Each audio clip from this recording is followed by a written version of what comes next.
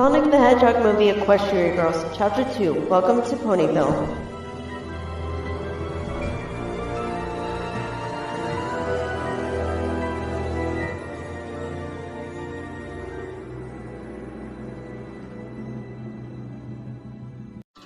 "10 years later, at the entrance of the town, we see a police cop waiting at the entrance with a speed gun in hand. This is Officer Shining Armor, Twilight's big brother. He pointed his speed gun at the other side of the road, waiting for a car to speed by. "Come on, one car at least," he said to himself. He then decided to play around with the speed gun, imagining that a car went past him and accidentally smacking himself in his bottom jaw. "I'm bored," he said, starting to get tired of waiting.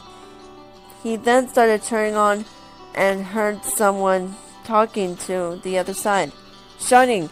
Come in, Shining, where are you? Are you there yet?" The person on the radio asked him from the other end. "No, actually, I'm on a yacht to Las Pegasus with sapphire shores," Shining said sarcastically. "OMG, that's amazing. Please send pics," he said pleadingly. "No, Flash, I'm at the speed trap," he said, Shining. "Already? How did you get back so fast?" said Flash, not noticing the sarcasm in Shining Armor's voice. "Hold on, I think I got something." Shining Armor grabbed his speed gun and quickly pointed on the other side of the road.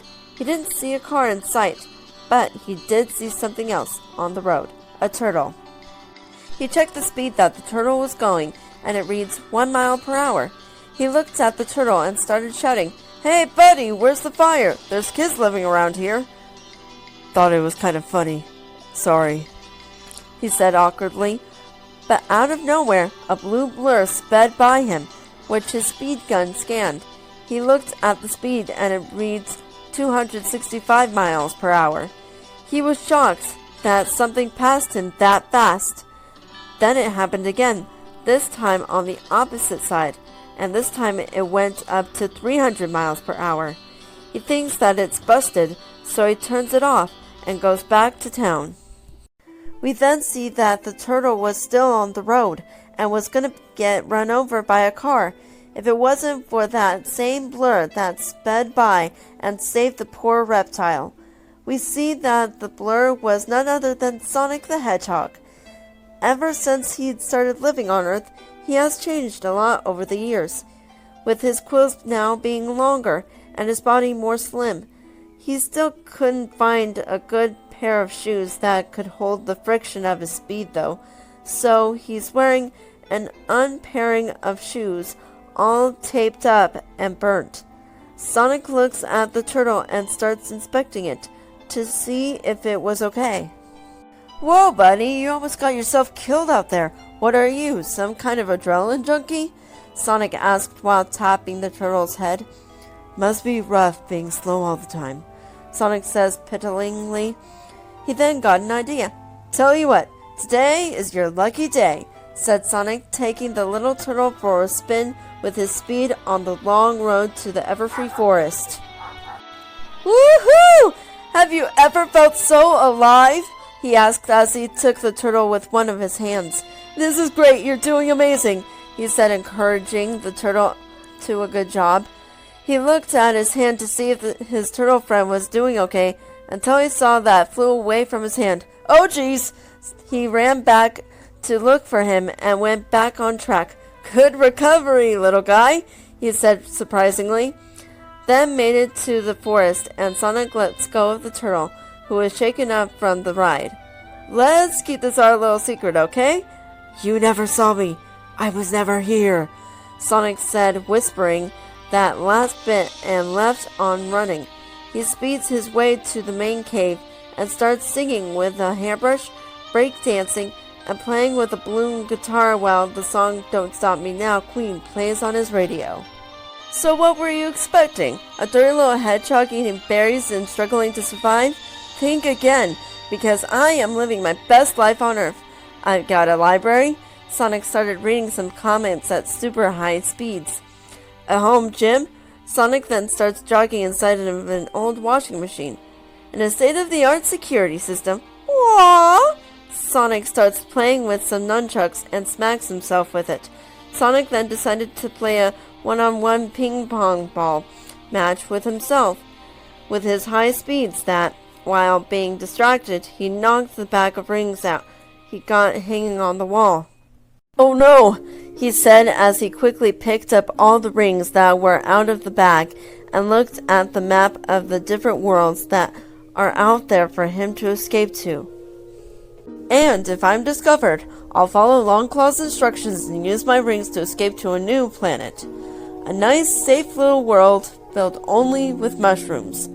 Sonic then throws the ring that he picked up and opens a portal to a very deserted mushroom planet.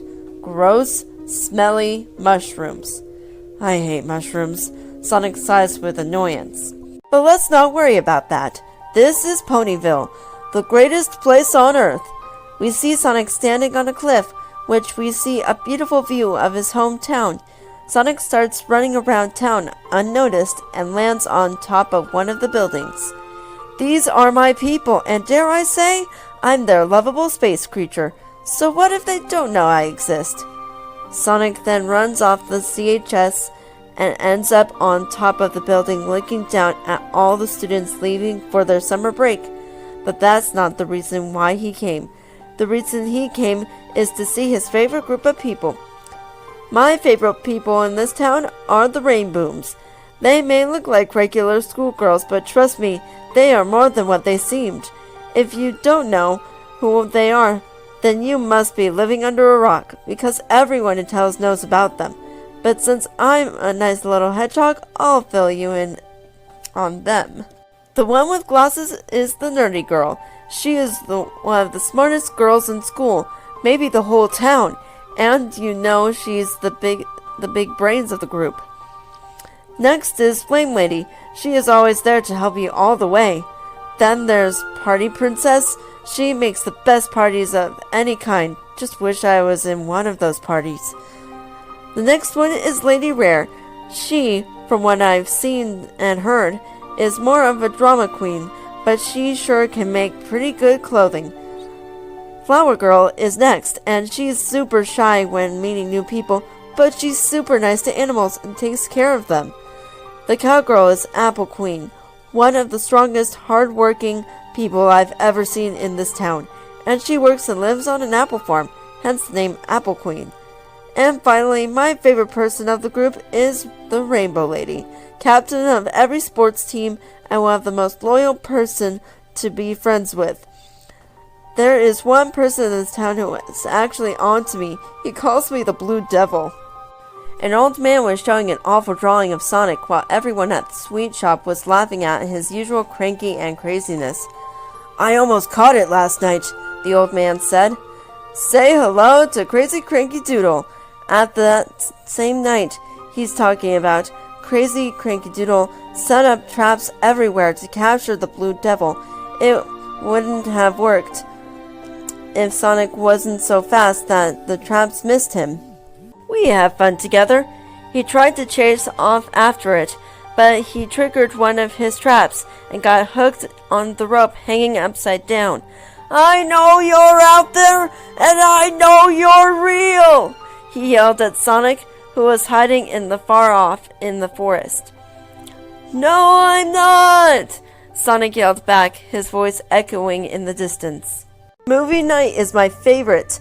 The Rainbooms are having a movie night at Pinky's room, and Sonic was watching with them through the window. Please, please, please, please, please, Sonic pleaded for the movie he always loves watching while crossing his fingers, and took a peek at the movie called Speed, which he guessed right. Yes, Keanu, you are a national treasure, said Sonic, admiring his favorite actor. When I find you, pop quiz hotshot, there's a bomb on the bus. Pop quiz hotshot, mwah, the classic line, he said, reenacting his favorite line from the movie. Basically, we're like a family, even though we haven't met yet.